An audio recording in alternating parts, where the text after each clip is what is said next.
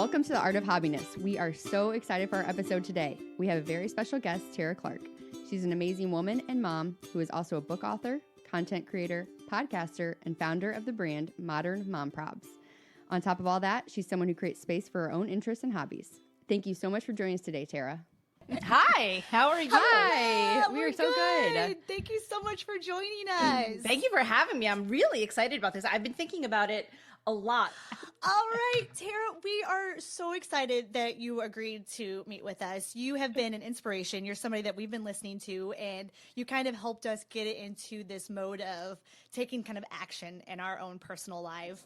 And honestly, like just looking at the brand that you have built over what seems like a really strong couple of years, where you just like started from, I assume that you jumped into Modern Mom Problems right after Nickelodeon, correct? Man, first of all, I just want to give you the biggest hug ever because you're going to make me cry with such wonderful things that you're saying. Like, stop. I'm going to like jump through the computer and hug you. You have no idea. I mean, we can only have a virtual hug. Yeah. Uploading now. Yeah, uploading virtual hugs. Boop, boop, boop. You have no idea what that means to me, because sometimes when we're working at home doing this, like I feel like it's in a vacuum sometimes.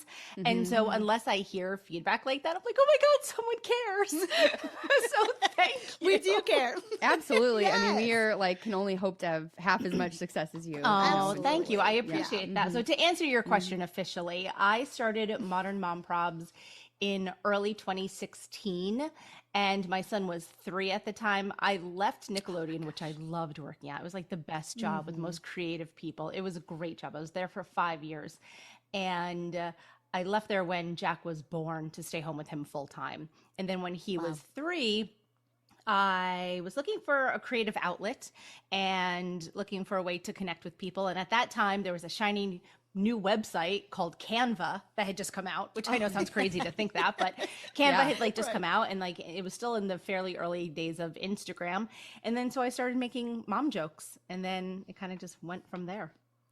Took off. I love that. That is incredible. Yeah, which again is just an inspiration, because you know you talked about how you kind of left when your child was 3 to kind of be home with it, and I feel like that's kind of the point in life that we're at right now, where our children are just young enough and we're really wanting to be present in their life, and we also still want a creative outlet, and Absolutely. that's kind of working together. That's kind of how we got to the Art of Hobbiness. So very relatable. Again, like what we were saying, you were kind of like that pioneer that created that like platform that we could build that off of. So again, like we're so thankful that you're willing to be on our show, because that's such a huge momentous thing for us to have you on. Oh, guys, I'm really you're making me I'm literally gonna cry. I'm gonna hang up this phone and just cry and be like, thank you. No, I mean, we were really, truly like felt so grateful that you replied to us. We didn't know, Of course. I reply to everybody. So happy to, I do. Oh, it's wonderful. People always think that. They're like, oh, you must not like get back to people. I'm like, of course I get back to people. I mean, people that are not like lunatics or something like that. For sure. That's Absolutely. A different story. Yeah. I love it. Trial. Okay, well, so like tell us about, the whole point of our podcast is finding a hobby, right? Yes. Which is a basically underlying tone of finding self-care, right? So I stumbled upon an old Instagram post that you made like a year ago, and it lists like your favorite hobbies. Did I send that to you? Yeah. So I think it was something along the lines of switching between apps For 3 hours. for 3 hours, not speaking to anyone like for days, listening to the same songs you've been listening to the last 15 years, and imagining yourself in situations that won't actually happen. So I think you can relate to all of those things. So Yes. relatable. You are absolutely right. That is 1,000% true. But it's funny, because I've always had a very interesting relationship with hobbies, and I'll tell you what I mean by that. So when I was a kid, I was raised by a single mom who worked 120 hours a week, every week for like 20 years. And when you have hobbies, or when people have hobbies, it requires 2 things. It requires time and money, right? And my mom, because she was working so much, didn't have time to bring me and pick me up from any extracurriculars. And also we didn't have that much money to spend on extracurriculars. So nowadays, you know, you see so many kids signed up for dance and cheerleading and all those things and gymnastics. And like, I would have loved to have done any of those things. And I didn't get the opportunity to do any of those things. What did I do with my childhood? I played with my friends a lot and I watched a lot of TV, a ton of TV. Yeah. So much TV that I knew someday that I would grow up and work in media. And I majored in communications and business at Villanova University. So like, I knew that I was always meant to work in television because at that time, like internet wasn't really a thing. So, I mean, it was a thing, but it wasn't like people weren't making money like as personal brands. So I knew that I always wanted to work in media. There was like no doubt in my mind about that, mainly because I watched so much television. But, but as a kid, I always remember thinking, man, I don't have any hobbies. Like, of course I played with like my Barbies and with my friends and, you know, like went bike riding, which I ended up really like bike riding anyway, but I did it. And, and like, I never played any sports. You know, I didn't have any extracurriculars growing up. And also at that time, children were not nearly as busy as they are nowadays, right? Like some kids like may have played like baseball or softball and stuff, but it wasn't like the packed schedules that we see today. So I like to say, like, I turned out just fine, like not having extracurriculars because, like I said, we didn't have time or money. I did do dance when I was 4 years old for a really short period of time because I didn't have anyone to pick me up and bring me to dance class. So I think maybe like my dad dropped me off once, maybe like my mom picked me up another time, and then that was it. And so I have the photos for that to prove the fact that like I did actually do dance because there's a bumblebee costume or something like that. But yeah, as far as like hobbies as a child, I didn't. And like I said, that was sort of like a weird source of like shame for me, is that like I didn't have a hobby. So even up until my teens and 20s, I always was a person that was like, oh, I don't really have any hobbies. Like I work or I babysit, but like that's for money, right? So then inherently that's not a hobby. So then once I became like a full functioning adult, right? Like I'm like married with as a mom and stuff like that, as I am now. Then going back to that time and money thing, then I was able to have hobbies. And so when I think like, okay, well, what do I like to do for myself? I love Pilates. I actually just got back from Pilates this morning, which is why my hair is wet because I just took a shower. You look great. So even before I was doing Pilates, I was doing something called the bar method, which is like bar exercise, but I stopped doing bar to go into Pilates, which they're both like more or less the same thing if you're familiar with it. And what else do I do? Oh, I got into Legos, and I'll tell you how I got into Legos. So I have an 11-year-old We are very son curious about this. who he struggles with like dexterity issues a little bit. So he used to have a hard time with Legos. And so he was like, Mommy, can you like build these for me? And so I always said yes. Like I loved it. I didn't mind. So I would build them for him, and then he would play with them in an imaginative way, right? He'd get the mini figures and like have these like big, elaborate, super creative like worlds within these Lego sets. So I started like building his Legos. And then at first my husband's like, why are you doing his Legos for him? Like, let him do it himself. And I was like, no, he's asking me to. He wants me to. And my husband's like, all right, fine. And so, you know, I started building all of my son's Legos, like all of them, like not, you know, like every birthday, every Christmas, everyone always gives him like, you know, Lego sets. And so I'm the one Christmas morning sitting on the floor, crisscross applesauce, building all the Legos. Well, now the thing is to have the kits, right? Like different like kits for Legos versus just building free. Oh yeah, no. I'm not building freehand. I'm building like people are buying him sets and the kit. I'm building him the kits. He's not building. He's just playing imaginatively with them once I'm finished building them. So then I realized I was like, dude, this is something I really enjoy. Like I really like building Legos. So this past Christmas, I'll never forget it. We were at my mother-in-law's house. And my son received a Lego set for Christmas, as he does like every Christmas. And I was sitting there building it like on the floor, as I often do. And my mom, who was also there, was like, what are you doing? And I'm like, oh, I'm building Jack's Lego set. And I was like, I love building Legos. And I said, I love building Legos because when I was a child, Legos were not made for girls. They were like only for boys, and it was like maybe a rocket ship, and like there was nowhere near the amount of selection that we have today for Legos, right? So I don't think I ever played Legos until I was like 30 something years old. Yeah. And wow. yeah, like literally never played, like never Which is, touched like, a Lego shocking. until I Yeah. was like in my Yeah. 30s. Yeah. And it's something that we take for granted now, but if you would have seen it in the Right. early 80s or like the like early 90s, like there were not Lego sets for Yeah. girls. Yeah. So I Right. was building a Lego set and I was like, yeah, well, it's because like I didn't have them when I was a kid. And to which my mom replied, oh, you poor deprived little thing. You never had any no. toys. And like I had tons of toys. You know how I said like my mom worked a lot and like I didn't have like Yeah. money for extracurriculars. What she didn't spend in extracurriculars, she spent on toys for me. I mean, I was swimming in toys in my house. And we have an apartment. In my apartment, we were swimming in toys. Like I had like every Barbie doll, every whatever. So Yes. so that's why she was like, "Oh, you poor thing, you didn't have Legos when you were a kid, but you had every Sorry, other missed toy." one. I'm like, "Yeah, mom, no, I understand. I wasn't saying it to be like a brat. I was just saying like Right. because like Legos weren't necessarily available to girls as when I was a child. I didn't play them, Sure. and now I have the opportunity to play them, and they're Mhm. Right. awesome." And so to bring this full circle back to a hobby thing, this past Valentine's Day, my husband bought me this beautiful Lego set. It's an orchid, and it's actually like specifically for adults because like now adults are starting to get into Legos. Oh yeah. And it really was like absolutely. 18 plus. It's like the Lego botanical collection. And they have Yeah, Oh, wow. I love that. yeah, they have gorgeous. They have like succulents and Mhm. orchids and like all different flowers. They had a bonsai tree was a different set. Yeah, Yeah, like Wow. all that different one stuff. looks I've not- amazing. So it was Yeah. very cool. So I thought it was super sweet. So my husband, in addition to buying me real flowers, he bought me Lego flowers so that I could sit and do it That's so by myself. thoughtful. I thought that was Aw. really sweet. Yeah. Well, that's yeah, really and I sweet. like the fact that like your family is even recognizing like this hobby that you've just kind of taken on and are trying to support it in a Mhm. way that's That's like even awesome. getting you like kits. Like Mhm.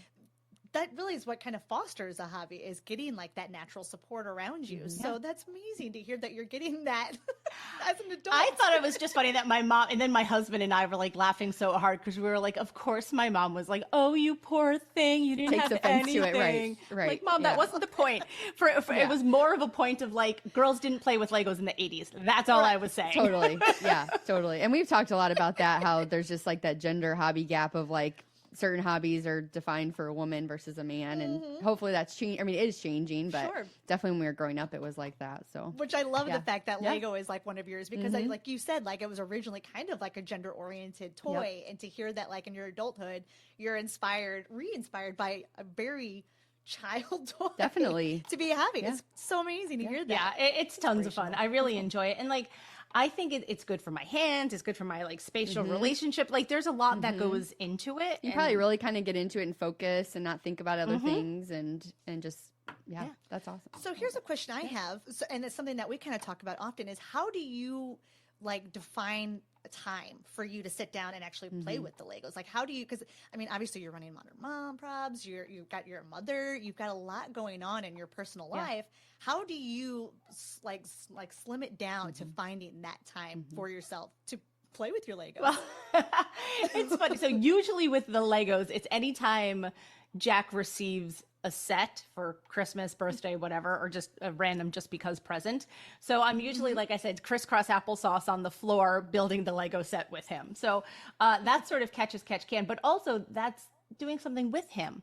You know, so like we're doing something together. Yeah. He usually sits and like waits patiently while I'm building it. Or now that he's older, he will help me and I'll say, here, like you do this part, I'll do this part, we'll divide and conquer. So it's something that we're able to do together, which I love.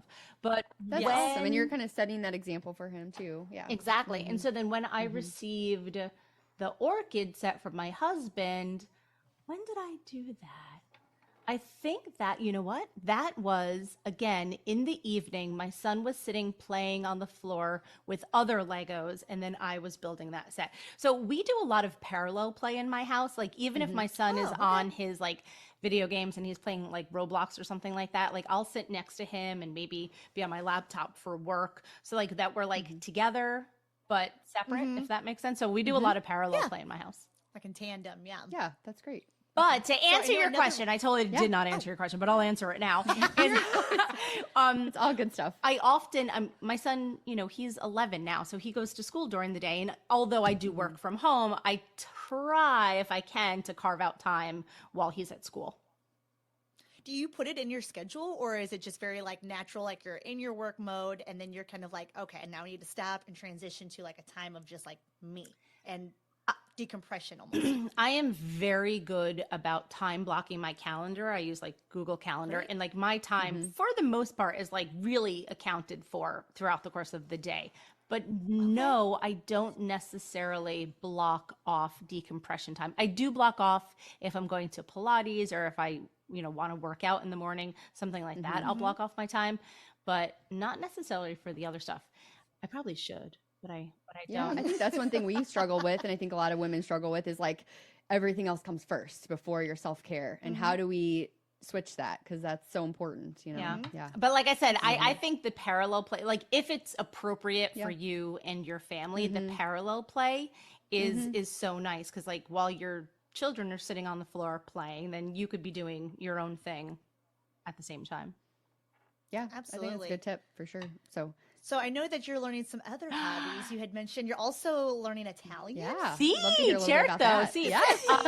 so my bravo. son, we through, I guess it was out school. I guess so. We had started getting him Italian lessons online, virtual Italian lessons, with a tutor who's based in Italy.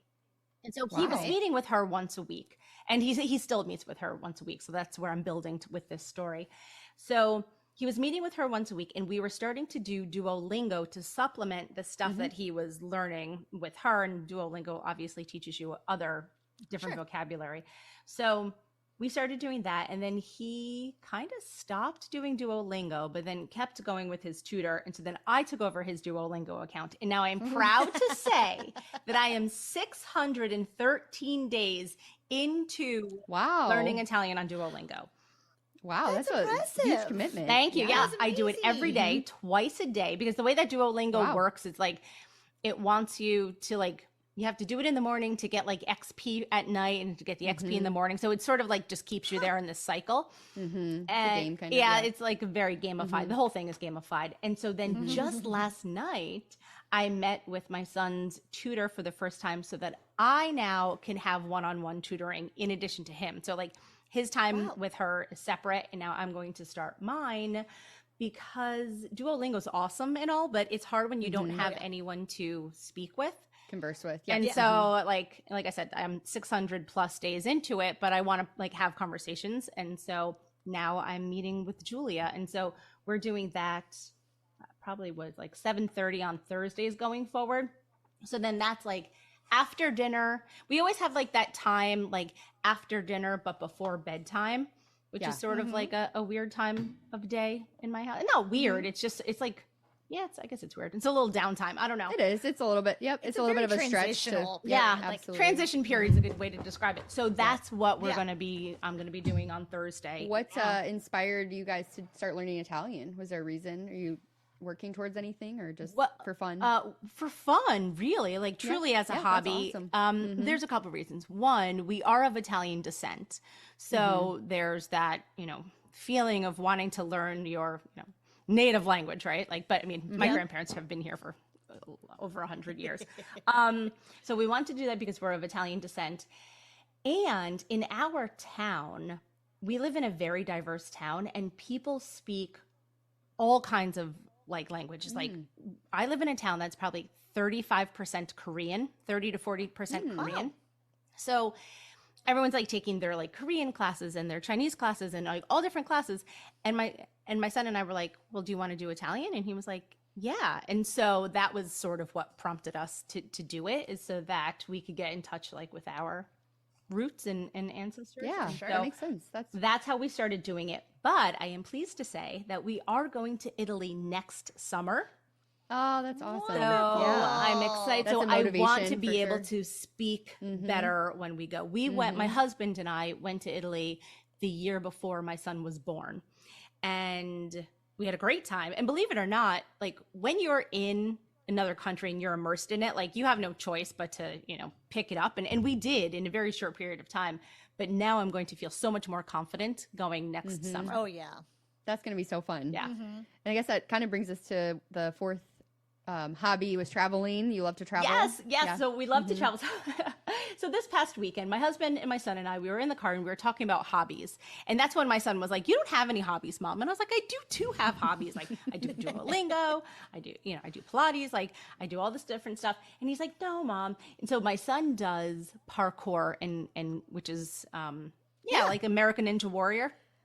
Oh yeah, there's a whole like intro in The Office where they're practicing. Oh, yeah, exactly. So my TV. son, he does not do traditional sports. He does this American Ninja Warrior. So every Tuesday we bring him to the gym. It's like this gorgeous specialized gym just for American Ninja Warrior stuff. I say stuff, training. And so that's where we were driving on Tuesday having this conversation. And so I said to my son, okay, well, in addition to Ninja Warrior, like what else are your hobbies, buddy? If you're telling me I don't have hobbies, what are your hobbies? He's like, well, great question. Yeah, he's like, obviously gaming, because he loves like, online gaming with his friends. Yeah. And then he said, and travel, Mom. He's like, I love to travel. And I was like, you're right, Oh, that's buddy. I was like, awesome. well, if you love to travel, like, I love to travel because I'm the one booking these trips. So clearly I'm the one putting the legwork in. Yeah, exactly. Like clearly I also enjoy traveling.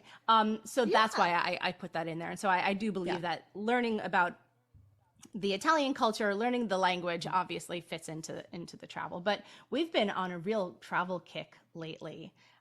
We went recently, probably in the last 6 months, went up and down the Eastern Seaboard. We went to Boston, Washington, D.C., Philadelphia, New York City, like all of the things there. Yeah. Learned all about the American Revolution and like Revolutionary War history.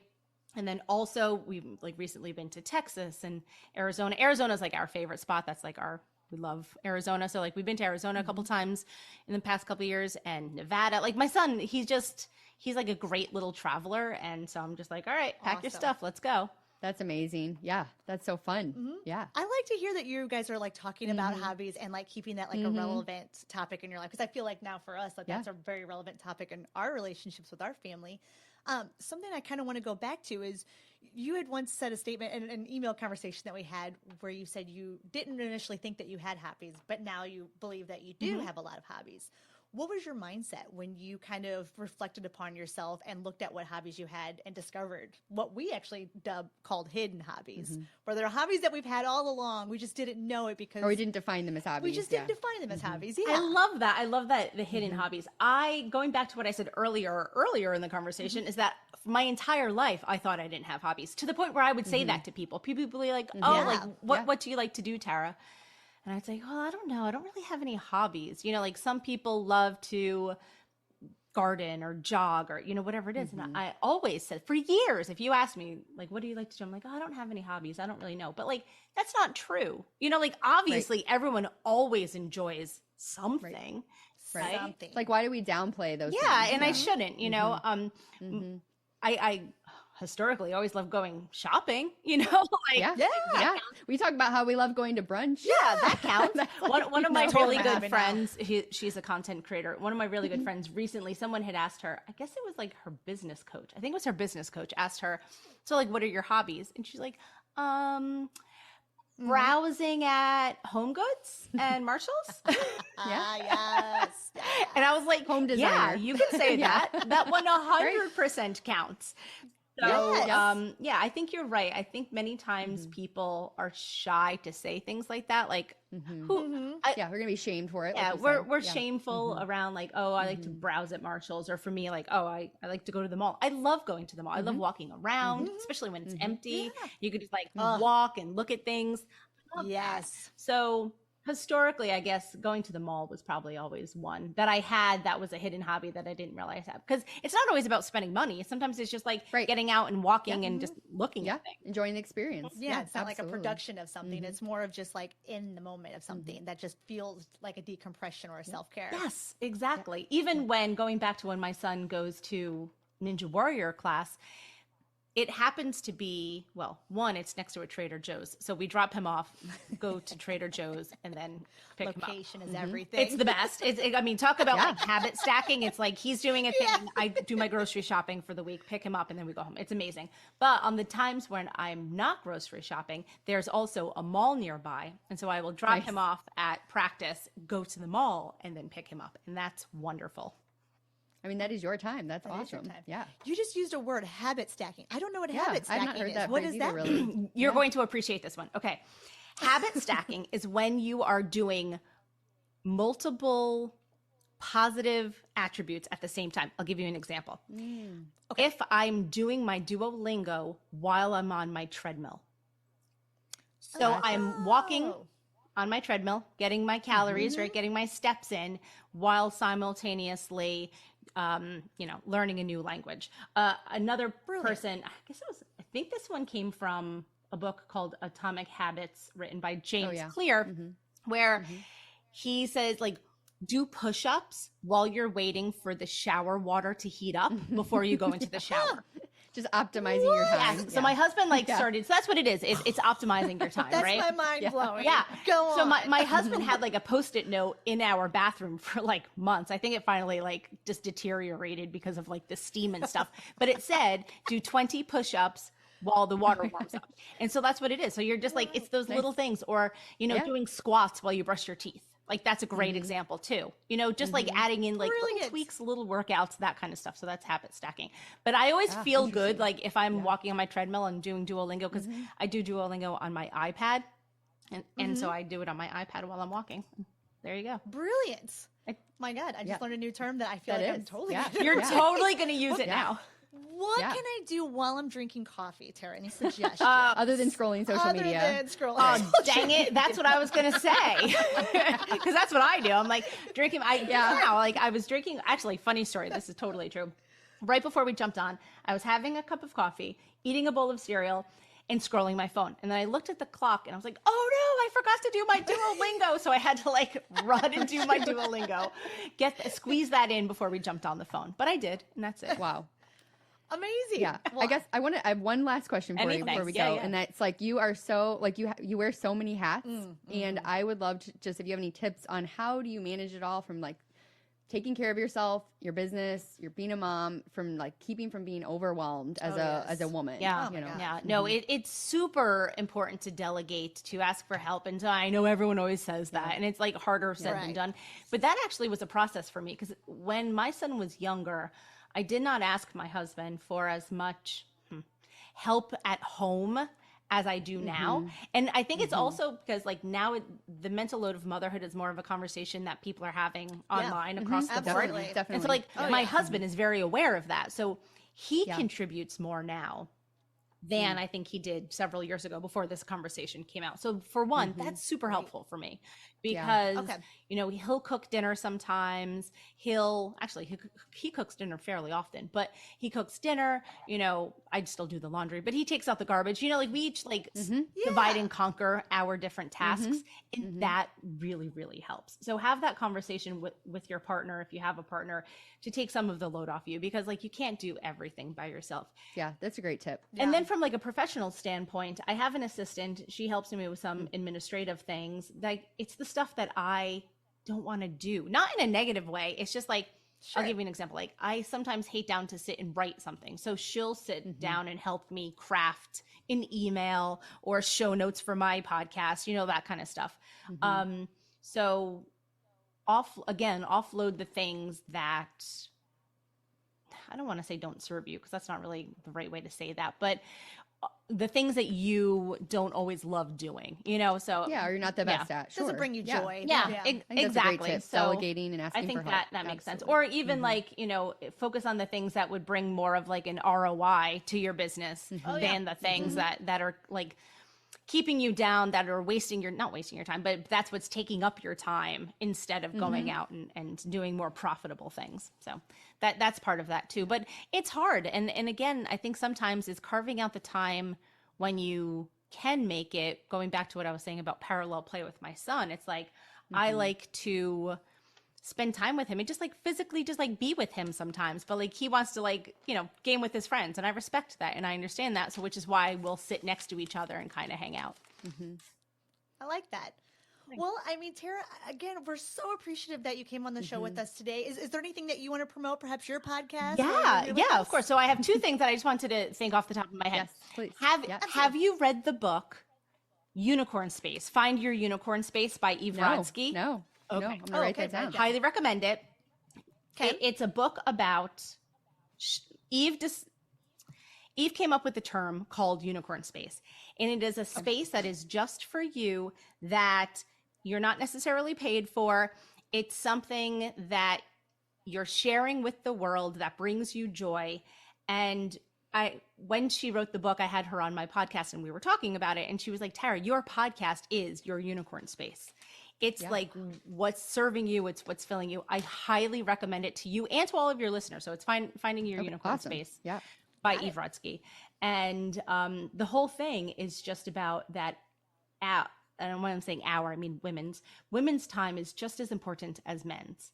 You know, many times our time is sort of wasted or not as valued as others. And it talks about that in the book. And then it also talks about like, how do you carve out your time for just you? So I really recommend that as a good read. But if you also want to listen to a podcast, you can listen to my podcast, which is Modern Mom Probs, which is available wherever you listen to podcasts. And I've been checking it out. It's great. Yay! I have great authors like Eve Rodsky. I mean, I have tons of authors, tons of therapists and doctors. I have everything. I feel like it as long as it falls underneath the category of a modern mom problem, I'm going to talk about it. So whether it's serious or whether it's silly or whether it's somewhere in between, that's a modern mom problem. And we talk about it on the show. I love it. And like I said, we're listeners and you were a huge inspiration to us to take that step to find that time for us to then create our unicorn space, which now that's I feel right. like is I love that. Yes. Oh, it you definitely make me is. so happy. Yeah, it definitely is. Yeah. You ladies fill me with such joy. Oh, thank you. You've given us so many great tips and inspiration today and like ideas. So it's been great. Yeah. If you'd ever be interested in coming back with us, we would love to continue to pick your brain. Cause I agree with you. I feel like, you know, when like even just looking at self-care, like I can cover really so many umbrellas, and I feel like you could find some sort of niche to talk about in there. And I feel like we can explore some of your things that you've learned along the way in addition to that. Yes, absolutely. 1,000% yes. Thank you so much for having me. Thank you so much for joining us today, Tara, and thank you all for listening to us here at The Art of Happiness.